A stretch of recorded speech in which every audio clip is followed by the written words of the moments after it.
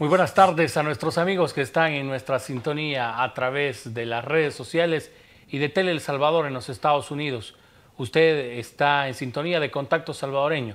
Soy Alexis Juárez y para mí un verdadero placer que nos acompañe en este día viernes. Hoy tenemos muchos temas por abordar, temas importantes, temas de actualidad, y los invito a nuestros amigos a que estén muy pendientes porque vamos de aquí hasta las 5 de la tarde con una interesante entrevista.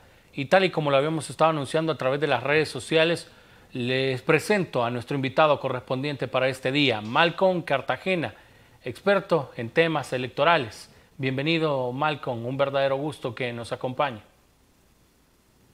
Buenas tardes, Alexis, un gusto estar en el programa. Un saludo a todos los televidentes, tanto los virtuales, ¿verdad?, como por la señal. Un verdadero gusto. A ustedes, amigos, tenemos temas electorales por abordar. Si usted tiene preguntas, comentarios sobre los temas que vamos a abordar durante los próximos minutos, Facebook, Twitter y nuestro canal de YouTube de ITV El Salvador nos puede enviar sus preguntas y comentarios y vamos a estar externándoselas a nuestro invitado. Así que los invito también a que compartan esta transmisión a través de las redes sociales. Vamos a iniciar hablando, Malcolm, sobre lo que está sucediendo en nuestro país y bueno, lo que ha venido diciéndose durante los últimos días, principalmente por parte del partido Nuevas Ideas y del presidente de la República, Nayib Bukele, quienes aseguran que desde el Tribunal Supremo Electoral se está fraguando algún tipo de fraude para las elecciones del 28 de febrero del 2021. Bueno, en primer lugar, decir que este tipo de señalamientos no son nuevos, viniendo pues, de este colectivo de Nuevas Ideas, ¿verdad? El partido en aquel momento, Movimiento Nuevas Ideas, no era partido político, sostuvo toda una campaña para las elecciones de 2019 donde no podían participar y no estaban participando, diciendo que iba a haber fraude, ¿verdad? Y bueno, yo creo que toda la población que nos está viendo sabe que el fraude pues no ocurrió. Participó un poco más del 51.88% de la población y el ahora presidente ganó pues por el 53% de los votos. Y eso fue claramente establecido la misma noche de la elección. Entonces, realmente hablar de fraude ahora a estas alturas me parece a mí bastante atrevido en términos de que si en 2019 el partido Nuevas Ideas no competía y por tanto no tenía representación en el tribunal y en todo el proceso electoral, ¿cómo es que ahora habla de fraude cuando es parte de las juntas electorales departamentales, parte de las juntas electorales municipales y también será parte de las juntas receptoras de votos? El partido Nuevas Ideas tiene presencia en cada uno de los organismos electorales temporales, además de tener derecho a la vigilancia y fiscalización a través de su delegado de la Junta de Vigilancia Electoral y de otro tipo de delegados que se crean como enlaces, por ejemplo, de partidos políticos y otros que se crean a lo largo del proceso. Entonces, si hay fraude, ocurre en las narices de ellos y con la venia de ellos, pues ellos son parte del proceso. Entonces, realmente esta palabra de fraude debería de ser, pienso yo, desterrada de nuestro léxico, pues creo que los señores ahí mayores, nuestros abuelos, nos pueden contar de, pues, qué fueron realmente fraudes, los del 72 y los de 1977, y no pues las elecciones que tenemos desde los acuerdos de paz o incluso un poco antes, en las que, si bien es cierto, no son perfectas y siempre hay alguna irregularidad, pero eso no se puede catalogar como fraude. Ya he explicado yo en mis redes sociales que el que una persona le pague a otra por ir a votar por determinado partido político es un delito, obviamente, pero eso no es fraude como tal, ¿verdad? Fraude sería que el partido político al que pertenece esta persona que paga ese dinero sostuviera esta práctica a lo largo de todo un municipio, de todo un departamento o incluso de todo el país. Cuando se vuelve sistemático la irregularidad, estamos ante el fraude. Mientras tanto, pues no es eso, ¿verdad? Igual cuando a alguien le dicen, lo obligan en su trabajo, le dicen, tenés que ir a votar por un partido. No obstante que el voto es secreto y a la hora de las horas no puede saber realmente el patrono si votó o no, como le había coaccionado a su empleado, Este nuevamente, es un delito, es coacción, pero no podemos decir que constituye un fraude electoral, ¿verdad? Entonces, creo que, como les digo, ese concepto debería ir siendo desterrado de nuestro léxico. Bueno, Malcolm, este tipo de situaciones y estas denuncias que ellos han venido haciendo, incluso aseguran que muchos candidatos han ido a instancias internacionales a presentar algún tipo de advertencia de lo que está ocurriendo en el país. El pasado lunes se dio una situación muy complicada, ya que hubo retención por parte de los miembros de Nuevas Ideas, de los trabajadores y de los magistrados del Tribunal Supremo Electoral. Esta situación fue bastante criticada. Sí, es correcto. Como ya usted señala, Alexis, el día lunes, al filo de las 4 de la tarde, simpatizantes del partido Nuevas Ideas, identificados como tal, con banderas, además de que estuvieron ahí candidatos, aspirantes a candidatos de este partido, se personaron, pues, o se hicieron un acto de presencia a las oficinas del Tribunal Supremo Electoral, las oficinas centrales, y bloquearon las 3 salidas que tiene la casa principal del TSE. En una, pues, colocaron un candado para que la gente no pudiera salir, y en las entradas traseras, digamos, del TSE, en una colocaron un vehículo topado hacia la puerta que abre hacia afuera, pues, y por tanto no se podía abrir, y en la otra amarraron con un lazo la puerta hacia un árbol para que al jalarla tampoco se pudiera abrir. Y obviamente se apostaron afuera, evitando, pues, que salieran tanto un aproximado, un poco más de 50 empleados, y los magistrados del TSE que estaban sesionando con los representantes de la Junta Electoral Departamental de Santa Ana. Esto fue conocido a través de las redes sociales, y pues se mantuvo este encierro, esta privación de libertad a casi 5 horas, desde las 4 hasta casi las 9 de la noche, cuando el señor fiscal general de la República anunció en sus redes sociales que que había girado instrucciones para a personarse y llegar, pues, y levantar ahí acta y iniciar los procedimientos que fueran necesarios, ¿verdad? Por lo que estaba ocurriendo, por los delitos que se pudieran estar cometiendo. ¿Qué exigía el Partido Nuevas Ideas?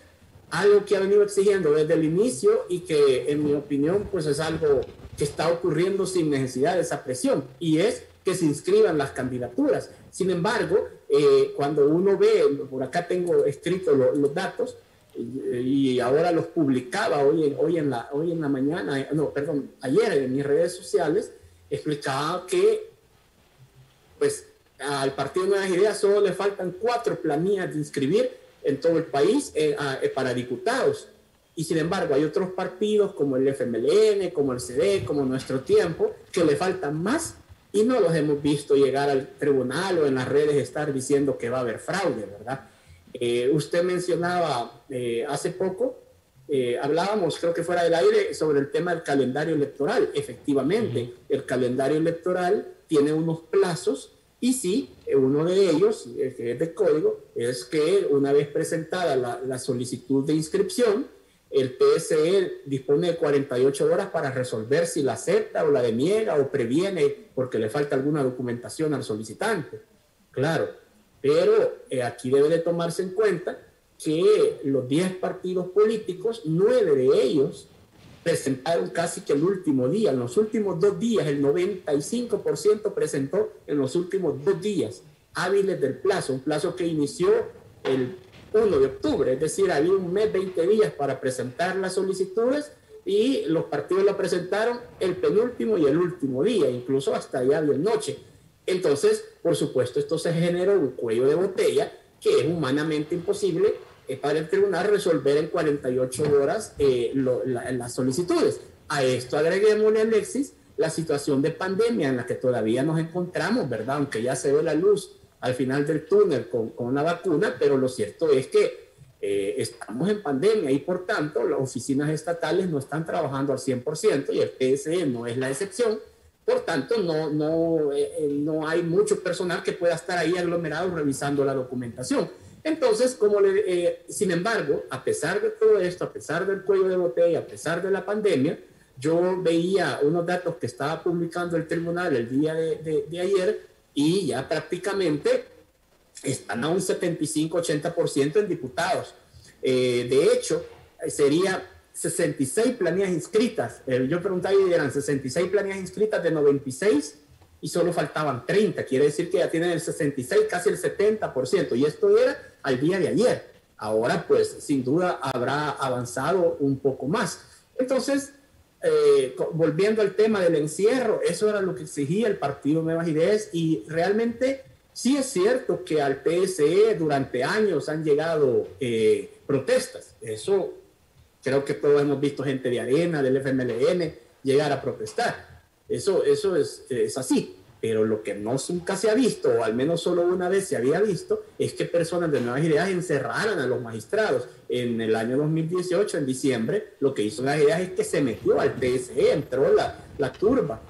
Entonces hoy nuevamente se repite una escena bastante parecida. Para mí esto es bien peligroso porque faltan 3 meses para las elecciones, un poco menos ya, y estar viendo este tipo de actitudes, pues la verdad es que da bastante temor porque puede correr peligro la institución encargada de garantizar los resultados. Como a mí, yo le escuchaba este ejemplo a un magistrado, decía, el TSE es como el árbitro de fútbol, y ustedes saben, dice que cuando hay un partido de fútbol donde hay bastante calor entre los contendientes, al árbitro lo sacan protegido, pero aquí es bien complicado porque la institución o la entidad que debería proteger al árbitro electoral, en este caso al TSE, es la PNC, y la PNC estaba allí, pero no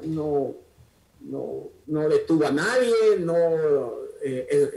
digamos, no deshizo la concentración ni nada, ¿verdad? Entonces, sí, es bastante peligroso el escenario que se planteó el día lunes.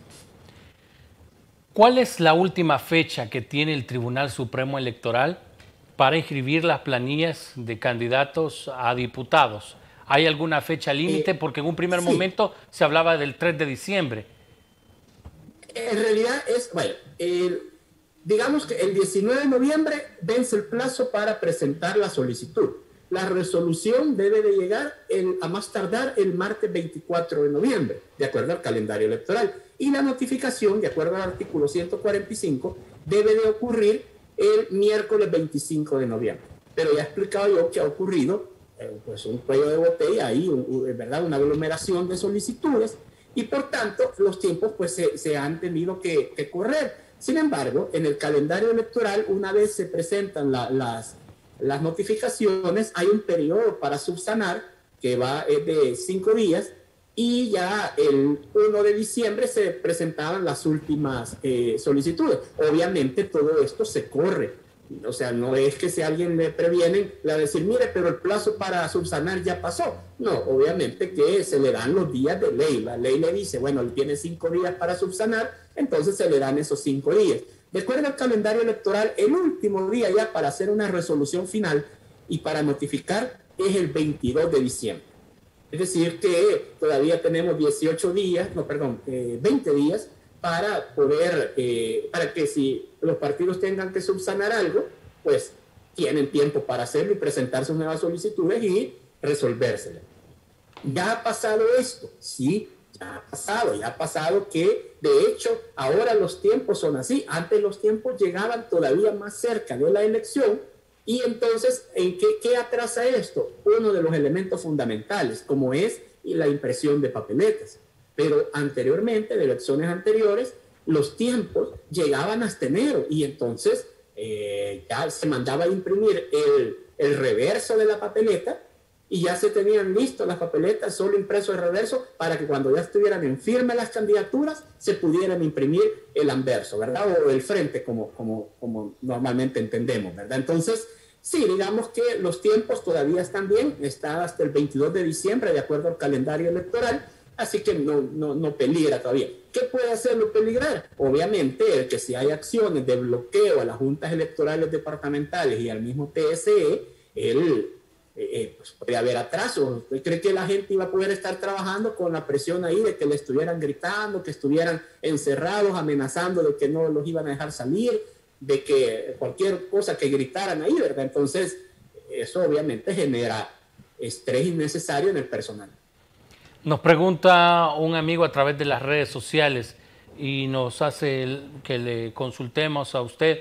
Dice, los magistrados del Tribunal Supremo Electoral, hay videos donde se establece que están bloqueando a los candidatos del partido Nuevas Ideas, afirma un amigo que nos escribe a través de nuestras redes.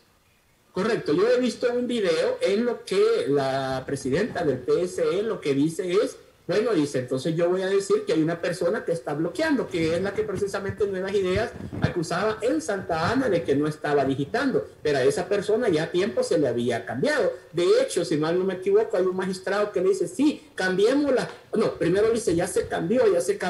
Y él le dice, no, es que hay que cambiarla. Bueno, entonces cambiémosla. Entiendo yo que esa persona que la había presentado a un partido político ya fue cambiada hace ya algunos días, ¿verdad? Obviamente no se va a detener el proceso electoral por una persona, ¿verdad? Y sí, puede ocurrir que alguien que llegue a trabajar de manera temporal al TSE anteponga sus intereses partidarios al interés general de sacar una elección. Eso no sería primera vez, pero tampoco es primera vez que el TSE toma medidas con ese personal. En eso sí conozco que en la oficina se le dice a toda persona temporal que va a llegar, mira, aquí no venís a hacer campaña por un partido, aquí venís a trabajar para sacar una elección.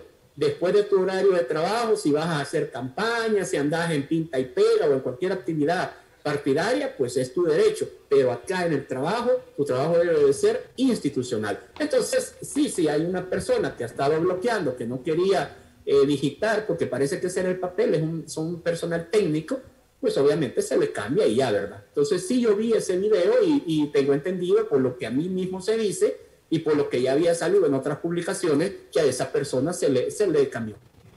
Malcolm, otro de los aspectos que podría generar algún tipo de complicaciones en las planillas de algunos partidos políticos es el supuesto situaciones de transfugismo. ¿Qué se puede catalogar como transfugismo? Y bueno, al Tribunal Supremo Electoral ya han llegado algunos partidos políticos o algunos candidatos de manera individual a presentar algunas solicitudes para que no se inscriba a algunas personas, específicamente en el partido Nuevas Ideas, en el departamento de Santa Ana. Claro, bueno, en el caso de Santa Ana creo que es evidente, en redes sociales se ha visto el caso. Allí, ¿ante qué estamos? Hay que decir, muchas personas compitieron por el partido Nuevas Ideas en sus elecciones internas, pero no fueron favorecidos por el voto de la militancia de este partido. Entonces, algunas de ellas buscaron el camino de la candidatura no partidaria. Eso, pues, a todas luces, sin necesidad de ser abogado, suena bastante ilógico. O sea, ¿cómo es que la última semana de julio yo me presento como defensor del programa, de los valores, del espíritu, del ideario de Nuevas Ideas, pero cuando no quedo, a la semana voy y me presento como candidato no partidario sin vínculo con partidos? Eso es iluso, pues, que alguien va a creer que esa persona de una semana para la otra ya es no partidario. Entonces el TSE, de un total de 61, digamos, solicitudes, de no partidarios, creo que resolvió un poco más de 24 o 25, las denegó por ese vínculo partidario. Ese en el caso de las candidaturas no partidarias. Pero también se ha dado el caso de gente que compitió con Nuevas Ideas, no quedó y a la semana se fue a competir con Gana. Vaya, que es el último partido que tuvo elecciones internas.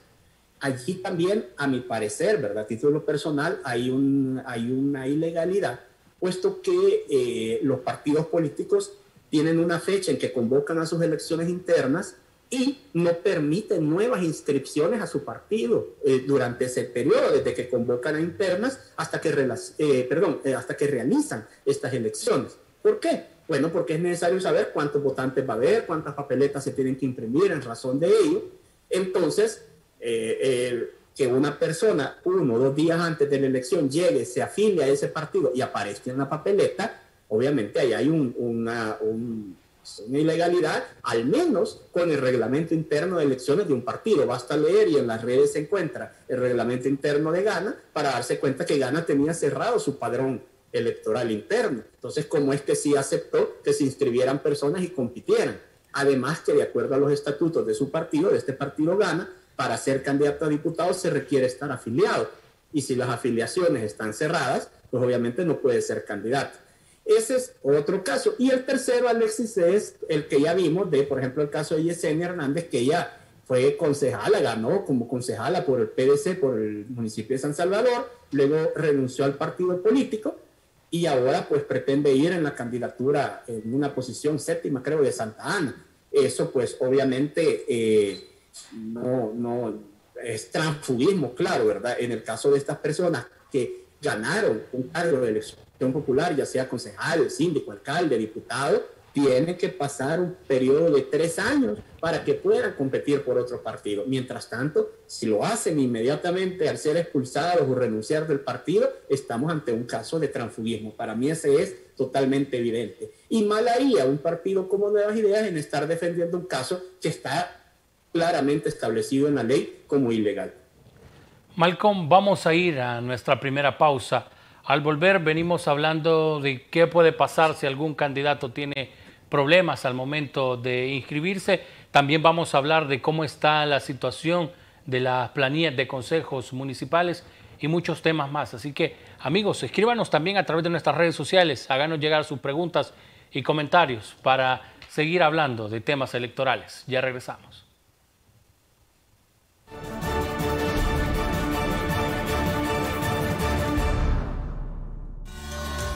Quiero que vuelvas a recordar qué es ser feliz, porque es seguro que vuelves a El Salvador.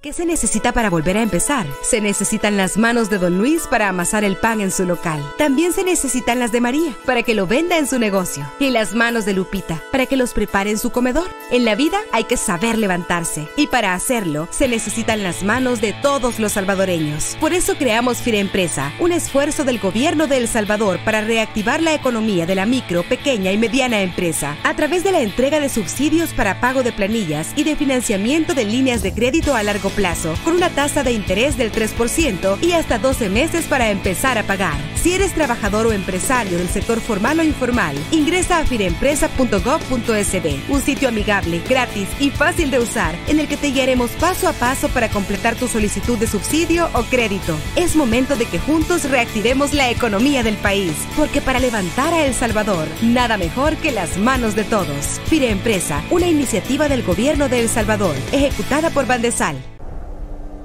Quiero que vuelvas a recordar qué es ser feliz. Recuerda el calor y la sonrisa de tu gente.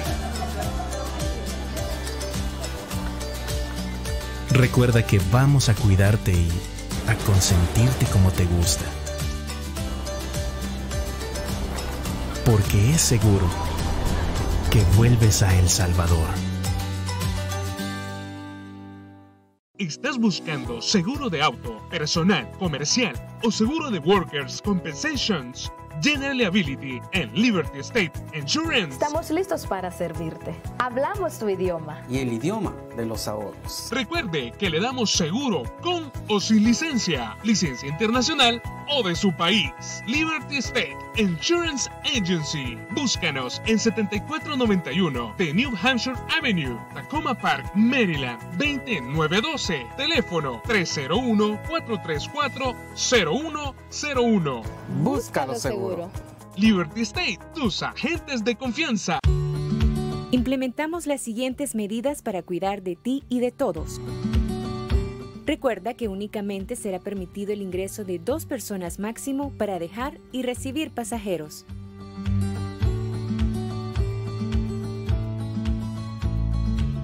Se ingresará al check-in en grupos de 10 personas por aerolínea. Al ingresar a la terminal, utiliza la alfombra de desinfección para zapatos y llantas de equipaje.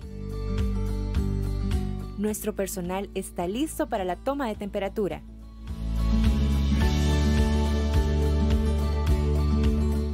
Utiliza mascarilla en todo momento. Y recuerda respetar el distanciamiento físico. Sigue las recomendaciones y evitemos llevar el virus a casa.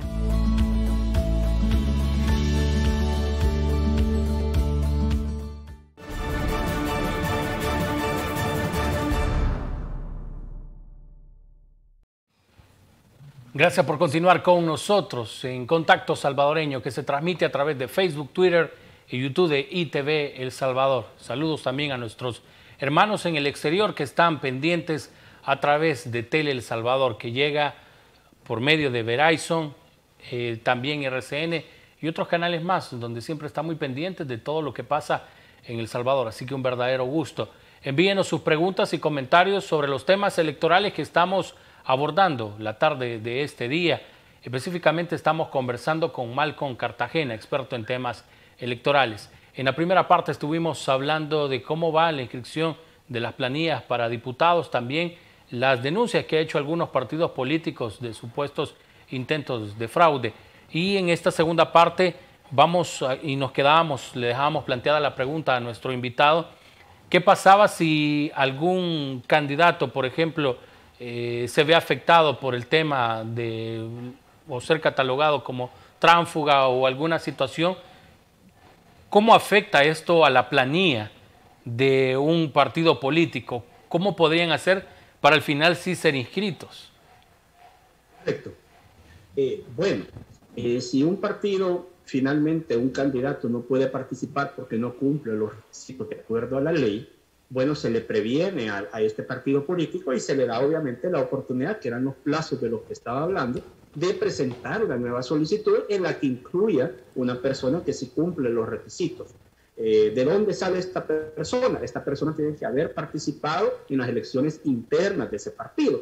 Entonces, si un partido, bueno, por ejemplo, el caso de Nuevas Ideas, que tuvo cientos de candidatos, si uno de ellos no cumple los requisitos, tiene ahí todo un listado de dónde escoger, ¿verdad? Bueno, no es de dónde escoger, tiene que agarrar al siguiente más votado, al último que quedó, que no entró a la planilla original, más votado, y ese ingresa a la planilla.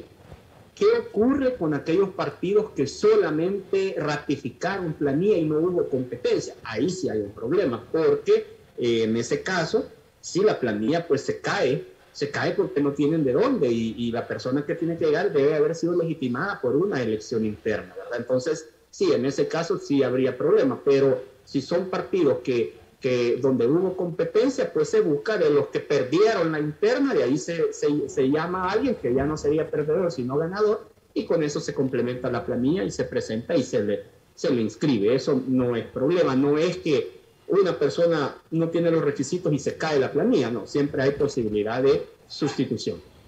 En el caso, Malcolm, que un candidato esté siendo procesado por ejemplo, el delito de expresiones de violencia contra la mujer, si él es vencido en el juicio, automáticamente el Tribunal Supremo Electoral rechaza su candidatura, o la persona ofendida tendría que ir a pedirle al tribunal que anule, por ejemplo, su candidatura.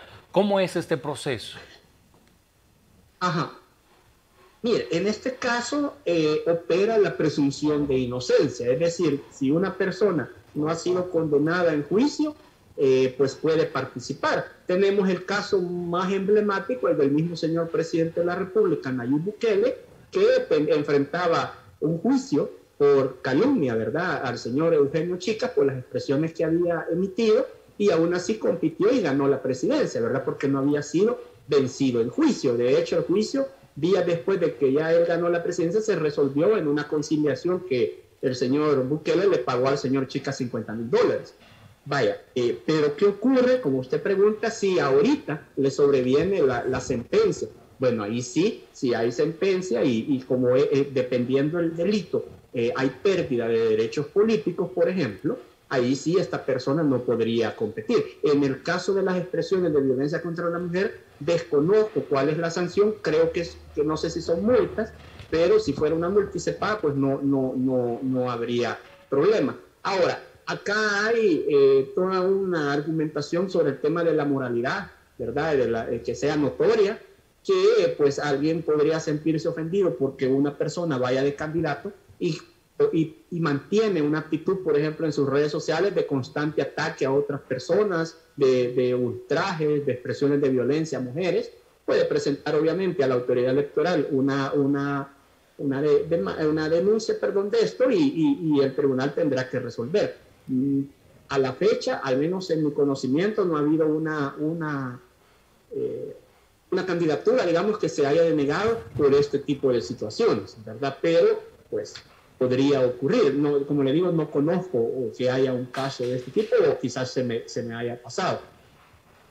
Nos preguntan a través de redes sociales y si aplica lo mismo que nos estaba explicando Malcolm, por ejemplo, con el alcalde de Ilopango, que hoy ha quedado en libertad para que siga el proceso en libertad y dentro de 4 meses va a tener ya la siguiente fase judicial.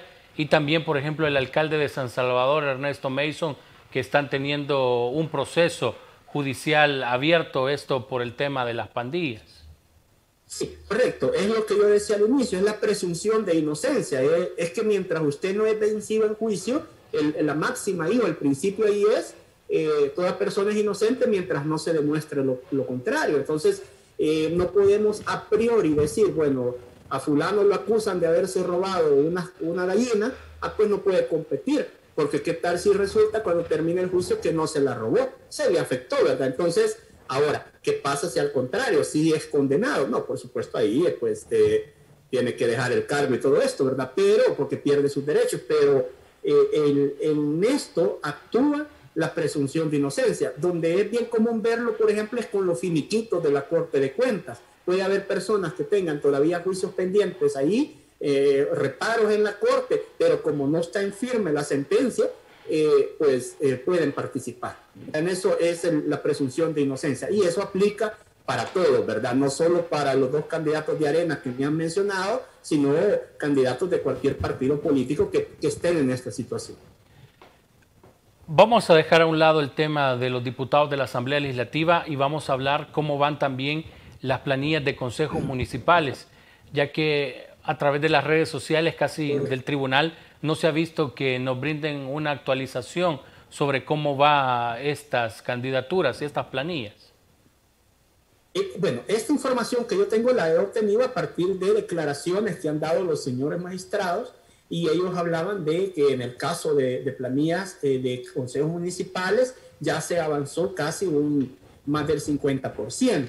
De hecho, hay departamentos ya completos como La Unión y Aguachapán, por ejemplo, y otros que están a punto de completarse como Santa Ana, San Miguel, Cabañas también ya está al 100%. ¿Cuáles son los que todavía están a la mitad, digamos, de procesamiento? San Salvador, probablemente por su tamaño, y el otro que está así es Cuscatlán, Morazán, que está bastante pendiente, digamos, que están a un 50% de avance. Pero ya el resto de departamentos, casi todos andan arriba del 70%.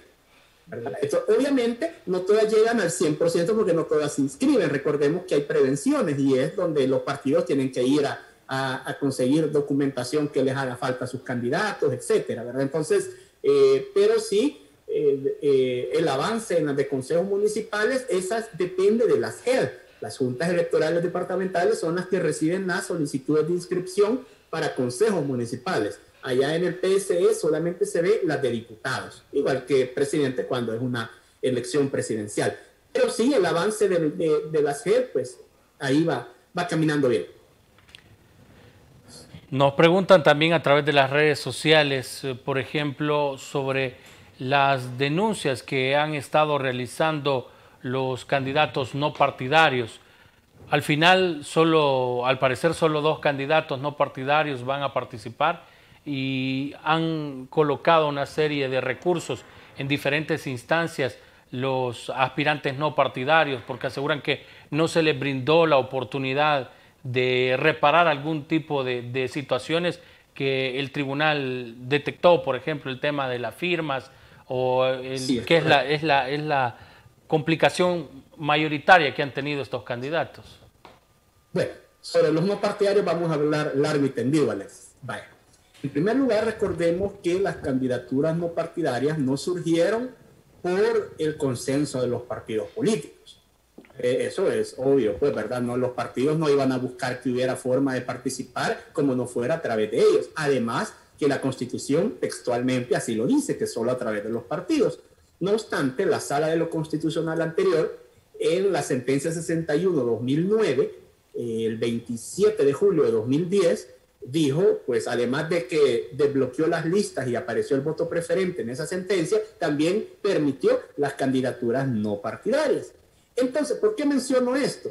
Porque todos los cambios o toda la legislación que ha venido habiendo para las candidaturas no partidarias obedece a sentencias de la sala, es decir, a presión exterior y no al consenso de los partidos por generar condiciones favorables para candidaturas no partidarias. ¿Por qué estoy diciendo esto? Porque obviamente el camino para los no partidarios no está alfombrado de rosa, ¿verdad? Eso es evidente. Tampoco es que es imposible ser candidato no partidario, ¿no? Sí se puede. Pero una vez dicho esto, hay que explicar. Para esta elección, el periodo para las candidaturas no partidarias, de acuerdo al calendario electoral, arrancó, ahorita le digo, el 29 de mayo y finalizó el 29 de septiembre. Fueron 4 meses los que tuvieron las personas interesadas en ser candidatos no partidarios. 4 meses para presentar su solicitud y recoger las firmas respectivas. Vaya, personas como Leonardo Bonilla, por ejemplo, que él ya es candidato no partidario nuevamente, él presentó al día siguiente que inició el plazo, llegó y con los libros a que le autorizaran para ir a recoger firmas. Otras personas ya presentaron, incluso algunas en septiembre. Hay un caso emblemático que creo que los que nos están viendo en redes querrán conocer qué pasó, que es el de la señora Tania Pastor, una buena amiga, ¿verdad? Yo suelo platicar con ella, todo mi respeto hacia ella. Ella participó en 2 ocasiones. En la primera, llevaba de suplente en su candidatura no partidaria a una persona que caía en los supuestos de los que hablábamos hace 2 bloques, y es una persona que compitió en la elección interna de Nuevas Ideas, pero como no quedó, a la semana iba de suplente de Tania Pastor como candidato no partidario. Obviamente ahí ocurre lo que ya te decía Alexis, que pues, ahí es un fraude de ley, así lo ha interpretado la autoridad electoral, el TSE. De hecho, yo he conversado, he tenido ahí intercambios con él en las redes sociales, y él dice que eso no tiene sentido y que por eso presentó un recurso ante la Sala de lo Constitucional. La Sala todavía no lo ha resuelto. A mí sí me hace todo el sentido del mundo. Me parece bien ilógico que alguien me diga, mire, yo soy católico, estoy bautizado, confirmado, casado por la iglesia, pero cuando ya él compite para ser, no sé, sacerdote, por ejemplo, y no queda, al día siguiente, a la semana se hace pastor y dice que es cristiano evangélico y que él no tiene vínculos con la iglesia católica. O sea, obviamente creo que el ejemplo queda exacto y la gente lo entenderá. Entonces, decía, Tania compitió con esta persona y el tribunal le rechazó la solicitud por el caso, por la razón que ya dije. Luego, a los días, presentó nuevamente solicitud de ella, ahora sí con otra persona. Y ahí sí se le autorizaron los libros porque ambos cumplían los requisitos, y ella se fue a recoger las 12,000 firmas necesarias para ser candidata a diputada por San Salvador, entiendo que era. Sí, por San Salvador. Sí. Entonces, ¿qué ocurrió? Ella lo ha dicho en sus redes sociales, ella le pagó a personas para que le ayudaran a recolectar firmas.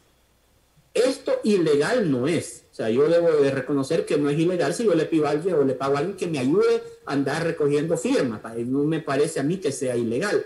Lo que no me parece es correcto, porque pues sí, se supone que uno debe buscar los apoyos a través de la simpatía de uno, y para eso se puede crear un grupo de apoyo, no pagarle a gente. Pero en concreto eso no es ilegal. El tema es que estas personas que ella contrató la estafaron. Esto ella lo ha dicho en sus redes sociales. Le estafaron y le dieron firmas que en buen salvadoreño diríamos chabelas, ¿verdad? Firmas falsas o de personas que ya habían fallecido. Pero en general son firmas falsas. Entonces, ¿qué pasó? Cuando ella presentó las firmas ante el TSE le rechazó una buena cantidad precisamente por ser firmas falsas. Y obviamente le rechazó la solicitud. Entonces ella no pudo competir. Esto no es un bloqueo. De hecho, yo tomo el ejemplo de Tania porque me parece el mejor ejemplo de que el sistema no es perfecto, tiene varios errores, pero funciona, porque ella en 2 oportunidades le dieron los tiempos para participar. Es decir, que 2 veces logró participar en esos 4 meses, o sea, tiempo hubo. Ahora, agregué, el problema de ella es que le estafaron. Y luego salió otro señor hace una semana en sus redes sociales, también un aspirante a candidato no partidario, diciendo exactamente lo mismo, que había pagado porque le recogieran firmas y lo habían estafado.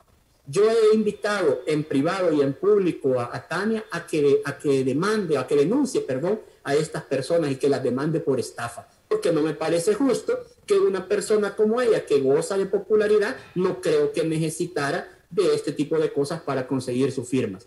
Ahora bien, yo entiendo que al igual que Tania, muchos otros candidatos no partidarios tienen el problema de que estábamos en pandemia. A finales de mayo todavía esto estaba bien fuerte, el tema de la pandemia, entonces era difícil ir a la calle y conseguir las firmas, puesto que las plazas estaban cerradas y los centros comerciales también cerrados, entonces no había dónde ir a conseguir la firma. Yo eso lo comprendo plenamente. Entonces a mí se me acercaron personas, hoy ya lo puedo decir, a inicios de año incluso, personas que hoy van compitiendo en partidos políticos a preguntarme desde mi experiencia electoral qué era mejor, si competir por un partido o por una candidatura no partidaria. A toda la persona que se me acercó, me escribió en privado preguntándome, le dije a través de un partido. ¿Por qué? Porque obviamente era muy difícil con el sistema de pandemia y además, con la pandemia y además con las reglas de los no partidarios, que son de por sí difíciles, lograr inscribir la candidatura. Entonces, Alexis, para digamos, resumir, si los candidatos no partidarios no lo tienen fácil, es difícil conseguir las 12,000 firmas. Para el caso de San Salvador cuesta, pero también no es cierto que es imposible. Sí se puede conseguir. Ya di el ejemplo de una persona que 2 veces intentó hacerlo y a la segunda ella hubiera quedado, si las firmas hubieran sido legales, ella iba a ser candidata no partidaria, ya la lleváramos. El problema es que la estafaron y eso no es imputable al TSE, porque no es el TSE el que la estafó, le estafó la gente a la que ella le pagó por que le recogiera firmas. Ahora, con lo que usted menciona, Alexis, de que han ido a presentar quejas a otras instancias, sí, yo creo que los no partidarios tienen todo el derecho a hacerlo, pero creo que no es la OEA, porque a la OEA, por ejemplo, han ido la instancia donde deben de ir. Primero porque la máxima autoridad en materia electoral en este país es el TSE. Y arriba del TSE, solo la Sala de lo Constitucional en temas constitucionales. Entonces, si allí iban a través de un amparo, por ejemplo, porque se están violando sus derechos, sí es entendible que vayan a la sala. Pero la OEA es un organismo, primero que cualquier resolución que tome no es vinculante para el TSE. Segundo lugar, la OEA ha colaborado en misiones de observación electoral muy buenas, por cierto. Siempre que vienen, ellos han ayudado a darle transparencia a las elecciones durante años, pero no son el organismo idóneo para presentar una queja, digamos, de este tipo. Yo creo que realmente lo que deben buscar los no partidarios, si tienen interés de que las reglas se vuelvan un poco más flexibles, es a través de la Sala de lo Constitucional con demandas. Eso es así. Doy un ejemplo nada más, ya sé que el tiempo nos va comiendo, pero doy otro ejemplo.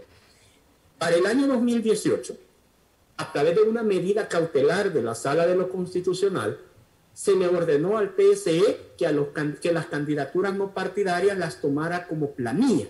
¿Qué quiere decir esto? Que era como hacer un partido de no partidarios. Obviamente esto le daba más oportunidad a los candidatos no partidarios. Además, en esa medida cautelar lo que se estableció, ahí me confundí, no fue la planilla, sino el que pudieran compartir firmas. ¿Qué quiere decir eso, Alexis? Que iban a un parque todos los candidatos no partidarios de un departamento y ahí llegaba fulano y fulano firmaba por el primero, por el segundo, por el tercero y por el cuarto, y el TSE tenía que aceptar las firmas repetidas. Hoy eso no se puede porque la ley lo prohíbe. Esa medida cautelar solo tuvo efectos en la elección de 2018. Vaya, ese es un camino. Si los no partidarios hoy hubieran querido compartir firmas, sabiendo que esa medida cautelar solo tuvo efectos en 2018, hubieran presentado una demanda de inconstitucionalidad contra esa reforma ante la sala, a ver si la sala hoy les volvía a decir, sí, mire, pues sí, hoy sí vuélvalos a permitir que compartan firmas, más hoy que estaban en pandemia era todavía más necesario, pero no lo hicieron. Entonces, para mí, ya cierro, si quieren cambios, tienen que pedirlos a través de la sala. Difícilmente en la asamblea los partidos les van a flexibilizar los requisitos, pues a los partidos no les conviene esto. Bueno, Malcolm, después de la explicación que nos ha hecho sobre el tema de los no partidarios, vamos a ir a nuestra última pausa. Y al volver venimos hablando de otro tema que es muy importante y sé que a nuestros amigos les va a interesar.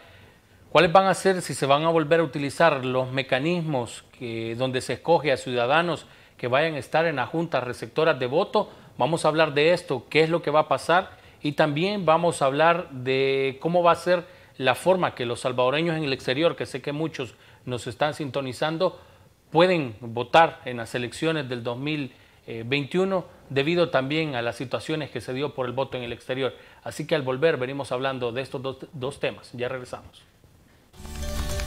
Quiero que vuelvas a recordar qué es ser feliz, porque es seguro que vuelves a El Salvador.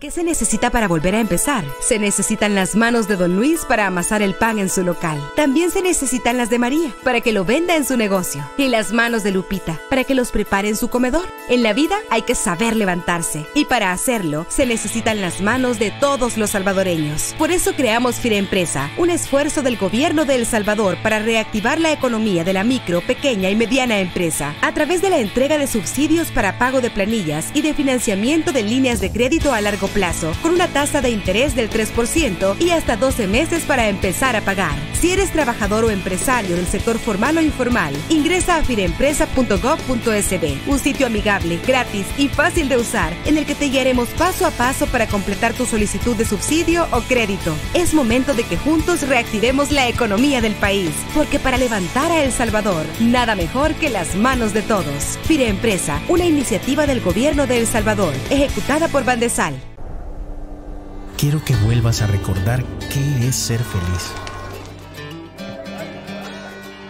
Recuerda el calor y la sonrisa de tu gente. Recuerda que vamos a cuidarte y a consentirte como te gusta. Porque es seguro que vuelves a El Salvador. ¿Estás buscando seguro de auto, personal, comercial o seguro de Workers' Compensations? General Liability en Liberty State Insurance. Estamos listos para servirte. Hablamos tu idioma. Y el idioma de los ahorros. Recuerde que le damos seguro con o sin licencia, licencia internacional o de su país.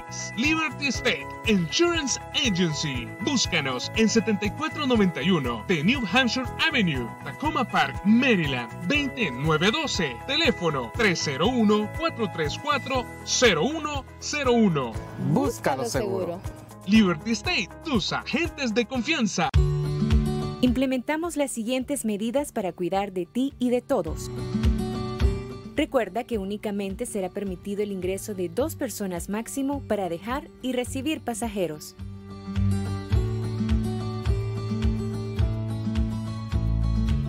Se ingresará al check-in en grupos de 10 personas por aerolínea. Al ingresar a la terminal, utiliza la alfombra de desinfección para zapatos y llantas de equipaje.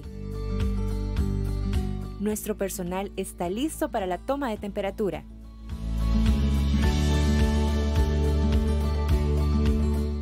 Utiliza mascarilla en todo momento. Y recuerda respetar el distanciamiento físico. Sigue las recomendaciones y evitemos llevar el virus a casa.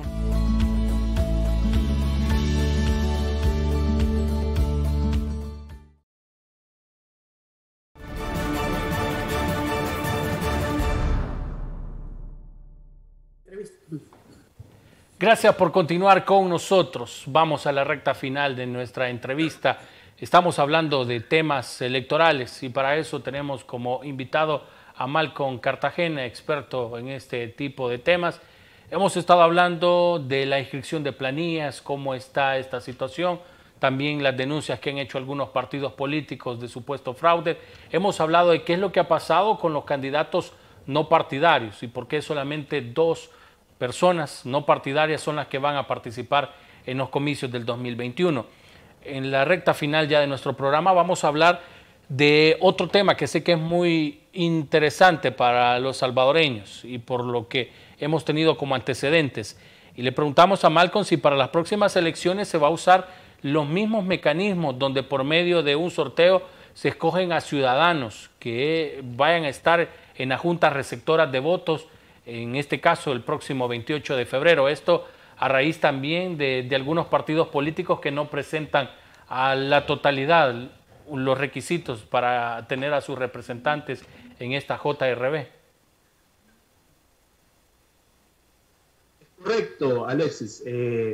Efectivamente, de acuerdo al Código Electoral, si los partidos políticos que tienen derecho a presentar personas para integrar las juntas receptoras de votos no presentan en cabalidad o cabalmente, ¿verdad? No presentan completos sus listados, el TSE debe realizar un sorteo y seleccionar a personas del municipio, de la circunscripción respectiva. Entonces, ¿qué pasó en 2019? Bueno, el partido Vamos le hicieron falta 17,000 personas, creo, una gran cantidad, y a Gana le hicieron falta 5,000. Entonces el TSE tuvo que sortear cerca de 22,000 personas a nivel nacional. Ahora son 8,000, se me escapa el número, todavía no lo tengo memorizado, 8,941 creo que son. Ya le digo cuántas JRB son. Son 8,451 JRBs. Entonces cada partido debe presentar 8,451 por 2. Es decir, 16,900 personas, casi 17,000 personas debe presentar cada partido político a nivel nacional. Entonces, si un partido no presenta esa cantidad, lo que le falte, eso es lo que se sortea, ¿verdad? La totalidad que le falte a todos, ¿verdad? Sí, a todos los partidos. Eso es lo que hay que sortear. Entonces hay que estar pendientes de ese sorteo. Ya, de acuerdo al calendario electoral, ya pronto va a ser ese momento especial, ¿verdad? En que ya la gente tiene ahí que aparece lo del sorteo y pues que pregunta, mire, y yo salí sorteado. Entonces, ese sorteo va, ya le digo cuándo va. No digo la fecha. Sorteo, ¿cómo no? El 20, sí, ese iría a finales de diciembre probablemente, o a mediados, perdón, de diciembre. Bueno, ahí a nuestros amigos que estén muy pendientes de lo que pueda pasar y a ver si los partidos cumplen en esta ocasión con la cantidad de personas, como nos decía Malcolm, más de 16,000. ¿Qué pasa si un salvadoreño no va mal con este sorteo, si no va al día de las elecciones a cumplir? Hubieron una serie de complicaciones, ¿verdad? Sí, tiene diversas implicaciones. Una multa, por ejemplo, hay una multa equivalente a $114, si no me equivoco, y además no puede cambiar cheques, no puede realizar bastantes trámites mientras no cancele, ¿verdad? La multa.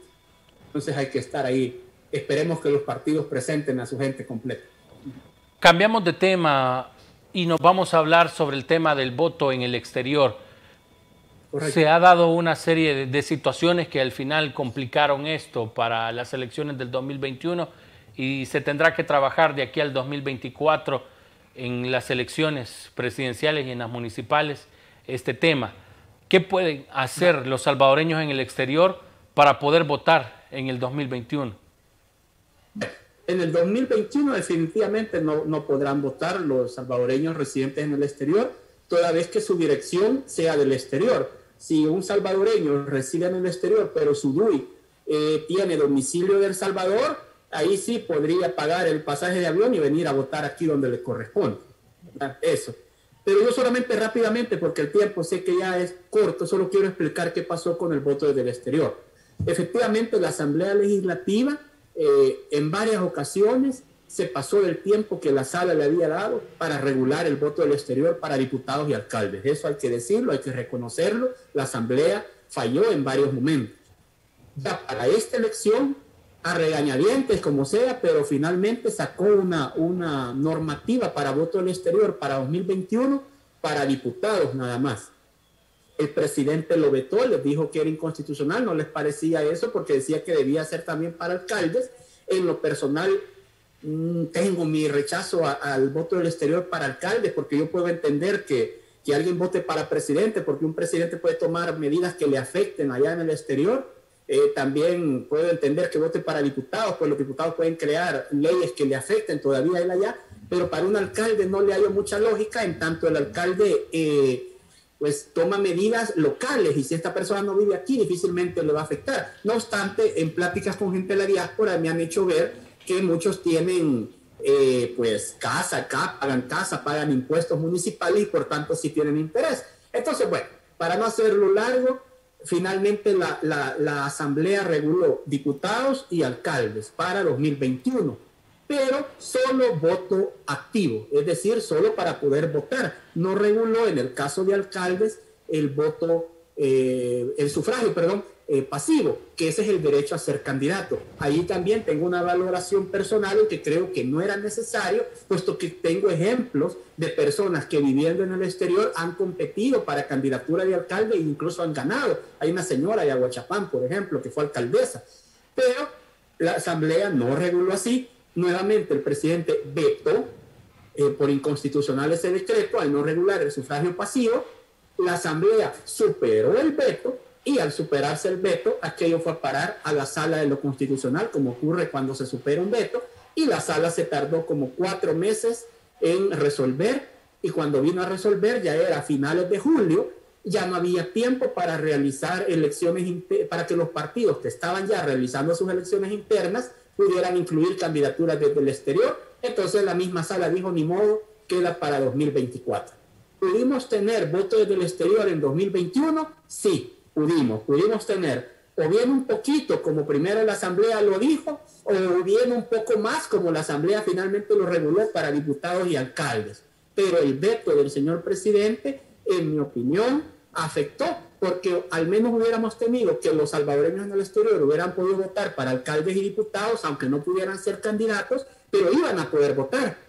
Pero al vetar el presidente y al superar el veto de la Asamblea y se fue a la Sala, ahí se entrampó, ¿verdad? Definitivamente. Ha habido otra propuesta del gobierno en la que proponía voto electrónico, pero ese sí, en mi opinión, es completamente malo, digamos, por lo menos sin pruebas, sin hacer un plan piloto primero. Implementarlo de golpe me parece que es descabellado por los problemas que puede suscitar. Y ahora tengo un ejemplo. En la elección interna de Nuevas Ideas se dio completamente digital, se dio con voto electrónico, y ustedes vieron, los amigos televidentes habrán visto la cantidad de quejas de personas a las cuales compraron chips en bloque y sustituyeron personas del padrón y votaron por esas personas. Quejas de esto hubo a lo largo del país. Entonces ya ven lo inseguro que es el voto electrónico. No hay nada como el voto en papel. Malcolm, muchos temas nos quedaron pendientes, por ejemplo, el tema de la tecnología, sí, el tema de la transmisión también de los datos. Creo que vamos a tener otro programa para hablar de este tema. Solo brevemente, ¿cuáles van a ser las novedades que van a tener los comicios del 2021 para que nuestros amigos desde ya vayan teniendo un poco de entendimiento de estas novedades? La novedad principal es que en cada JRB habrá apoyo tecnológico para el conteo. Es decir, los partidos dispondrán de una computadora, un escáner, un pequeño proyector y una impresora para poder digitar los totales de votos y meter los votos cruzados en un sistema. Por supuesto, viendo todos los vigilantes ahí con una pantalla grande ahí proyectado para que se pueda ver. Entonces eso ayudará a que sea un poco más rápido el escrutinio, pero también a tener resultados más ágiles una vez se transmitan. Y obviamente habrá siempre respaldo en papel, ¿verdad? Las papeletas ahí van a seguir, van a ser guardadas. Además, primero se hace un ordenamiento en el que cada partido sabe cuántos votos enteros tiene, sino más bien el apoyo tecnológico es para meter los votos cruzados, ¿verdad? Entonces, esa es la novedad principal de esta elección, el uso de tecnología en mesa. Y también va a haber en las papeletas, bueno, de consejos municipales, ya van a aparecer también los rostros de los candidatos. Sí, la foto del candidato alcalde o alcaldesa, solo que aquí no hay voto preferente ni voto cruzado, solo es un énfasis, que va a ir la foto ahí arriba de la bandera, pero nada más. Bueno, Malcolm, quedamos pendientes, nos quedaron varios temas por abordar. Vamos a tener otro programa ya en medida vaya avanzando el tema se acerca el 28 de febrero y vamos a ir poniendo también en contexto a nuestros amigos para que se vayan familiarizando también ustedes como Tribunal Supremo Electoral también trabajan el tema de la educación para que los salvadoreños vayan familiarizándose al momento de votar. También vamos a hablar de este tema en otro programa. Un verdadero gusto, Malcolm, que haya estado con nosotros. Gracias, Alexis. Un saludo a todas las personas que nos miran a través de las distintas plataformas. Pase una feliz tarde. Muchísimas gracias. A ustedes, amigos, también un verdadero placer que nos hayan acompañado este día en Contacto Salvadoreño. Hemos conversado con Malcolm Cartagena, experto en temas electorales. Hemos hablado de todo lo que se viene para las elecciones del 2021 y también hemos estado hablando de las situaciones que se han estado dando para inscribir a las planillas de los candidatos, también los no partidarios. Si usted no vio por completo esta entrevista, Facebook, Twitter y en nuestro canal de YouTube, donde lo invitamos a que se suscriba, puede encontrar por completo esta entrevista. Soy Alexis Juárez y ha sido un verdadero placer haber estado con ustedes esta tarde. Les deseo que sigan muy pendiente a través de ITV, sus redes sociales y de nuestro periódico digital www.sitv.com.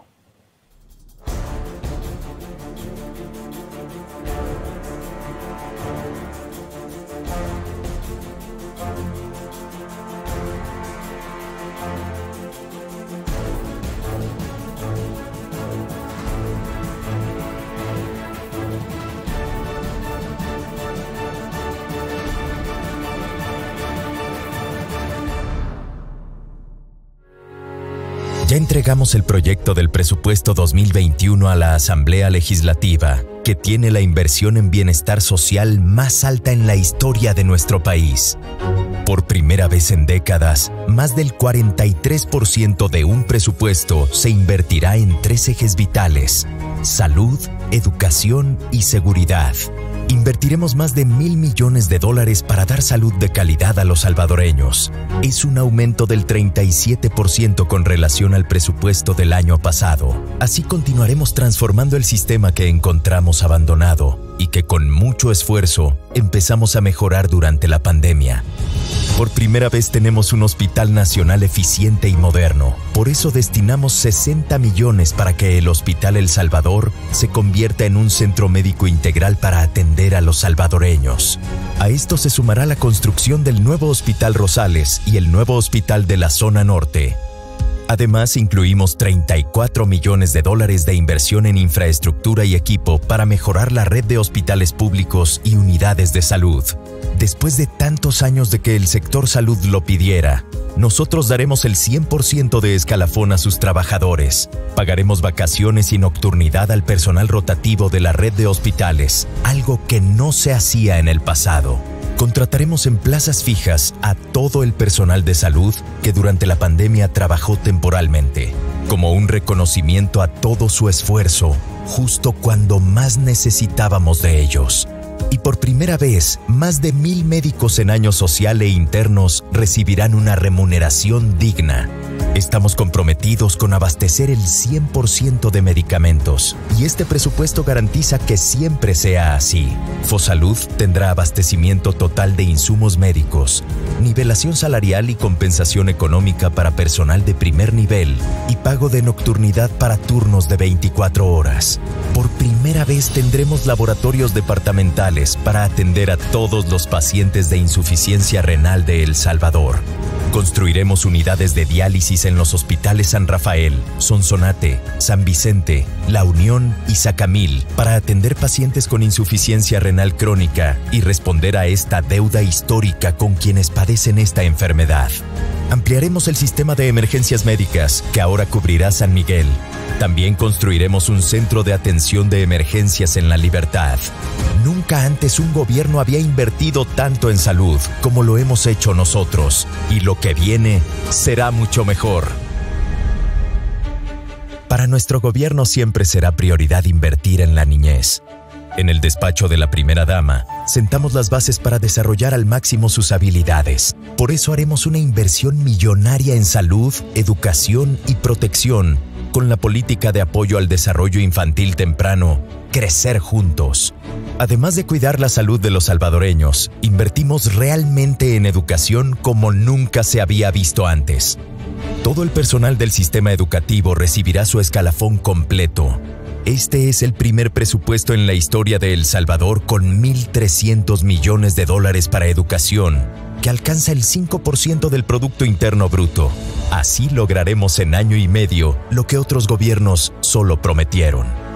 Romperemos la brecha digital en educación, entregando una computadora con internet a cada niño y niña que asista a una escuela pública en El Salvador.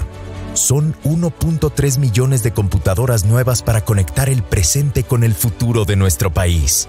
También aumentaremos $100 al salario mensual de 50,000 docentes. El presupuesto de la Universidad de El Salvador tiene otro aumento sin precedentes. Son 15 millones más que el incremento del año pasado. Mejoraremos su infraestructura y construiremos 2 campus nuevos, uno en Chalatenango y otro en San Francisco Gotera. Garantizar la seguridad es una prioridad en este presupuesto. Reforzaremos el exitoso Plan Control Territorial, no solo para mantener la reducción histórica de homicidios y otros delitos, sino reducirlos aún más. Mejoraremos las condiciones de quienes garantizan la seguridad de los salvadoreños. Haremos un segundo aumento salarial de $100 mensuales a 26,000 policías, administrativos y operativos, así como a los 17,000 efectivos de la FAES. Continuaremos entregando los bonos mensuales y trimestrales que ya reciben los militares y policías, incluyendo los $200 mensuales para alimentación, para los que están desplegados en el Plan Control Territorial. Crearemos nuevas plazas para la Policía Nacional Civil y daremos el escalafón completo al personal. Por años, las delegaciones policiales han estado abandonadas. Destinamos más de $10 millones para mejorar sus instalaciones y equiparlas.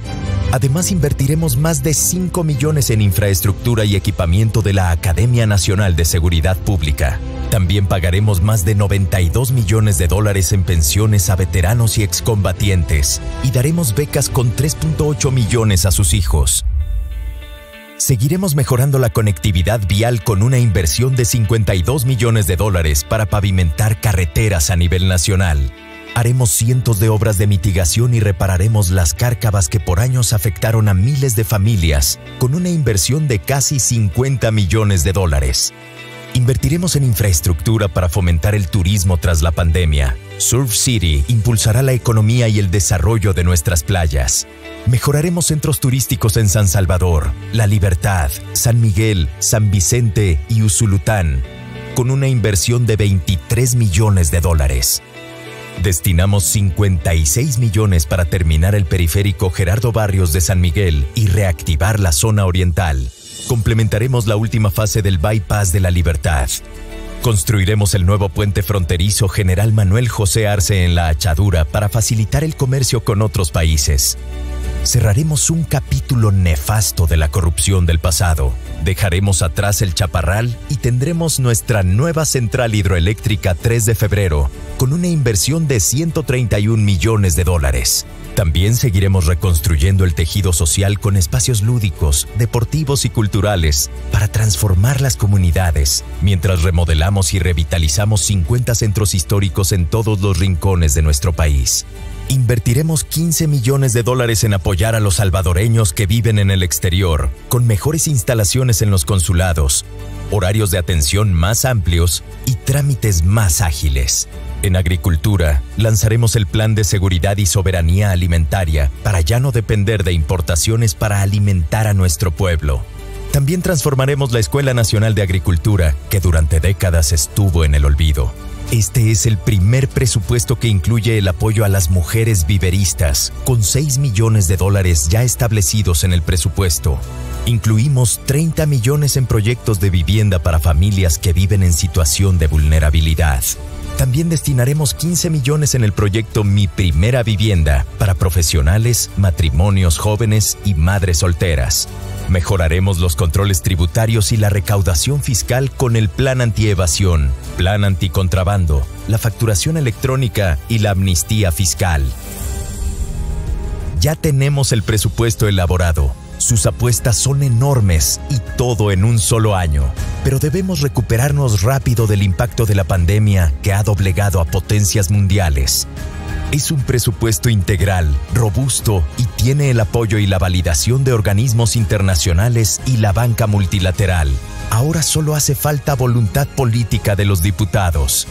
Debemos retomar el rumbo después del impacto de la pandemia y seguir construyendo el país que merecemos paso a paso con el presupuesto 2021. Gobierno de El Salvador.